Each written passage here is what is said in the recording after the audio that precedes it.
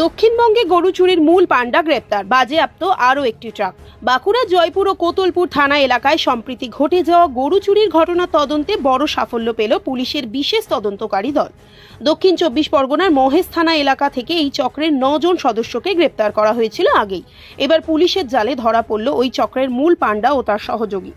গোপন সূত্রে খবর পেয়ে সোমবার রাতে পুলিশ তাদের গ্রেপ্তার করে। অভিযুক্তরা দীর্ঘদিন ধরে রাজ্যের বিভিন্ন প্রান্তে পালিয়ে বেড়াচ্ছিল। কখনো শিলিগুড়ি, কখনো দীঘা স্থান বদল করে নিজেদের লুকিয়ে রেখেছিল তারা। অবশেষে নির্দিষ্ট স্থানে তথ্য প্রমাণের ভিত্তিতে তাদের অবস্থান জানতে পেরে অভিযান চালায় পুলিশ। তদন্তে জানা গেছে চক্রটি সপ্তাহে 3-4 দিন রাতের বেলা দক্ষিণবঙ্গের বিভিন্ন জেলায় গৃহস্থের বাড়িতে হানা দিত। তারা বাড়ির সামনে বাঁধা গরু চুরি করে ট্রাকে তুলে কলকাতার বাজারে বিক্রি করত। অভিযানে বাজেয়াপ্ত হয়েছে চুরির কাজে ব্যবহৃত আরও একটি ট্রাক। গোটা চক্রটির পর্দা ফাঁস হওয়ায় স্বস্তির নিঃশ্বাস ফেলেছে স্থানীয় বাসিন্দারা। পুলিশ জানিয়েছে ধৃতদের বিরুদ্ধে একাধিক মামলা রয়েছে ও চুরির কাজে যুক্ত বাকিদের খোঁজে তল্লাশি চালানো হচ্ছে।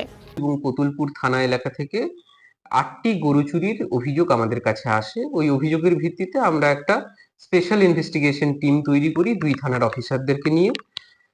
তারপরে বিভিন্ন তথ্য প্রমাণ এবং সিসিটিভি ফুটেজ এবং অন্যান্য ডিজিটাল এভিডেন্সকে কাজে লাগিয়ে আমরা অলরেডি এই কেসে 9 জনকে অ্যারেস্ট করতে সক্ষম হয়েছিলাম এবং তার সাথে 2টো ট্রাককে আমরা সিজ থেকে এদের এই অপারেশনটা চালাই। এদের মূল যে পান্ডা আছে সেই তাকে আমরা এতদিন ধরে অ্যারেস্ট করতে পারছিলাম না, কারণ ও পালিয়ে পালিয়ে বেড়াচ্ছিল।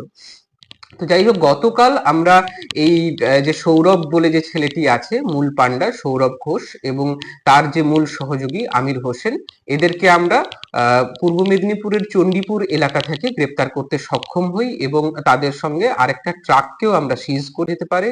বিভিন্ন ছেলেদেরকে ওই এলাকার অর্থাৎ মহেশতলা, রবীন্দ্রনগর, ফলতা, নোদাখালী এইসব থানার বিভিন্ন ছেলেদেরকে কিছু টাকার বিনিময়ে হেল্পিং হ্যান্ড হিসেবে নিত এবং এই আমাদের সাউথ বেঙ্গলের বিভিন্ন জেলাগুলোতে, যেমন বাঁকুড়া, মেদিনীপুর, পূর্ব মেদিনীপুর, পশ্চিম মেদিনীপুর, হুগলি, এইসব জায়গায় তাদের অপারেশনটা করতো।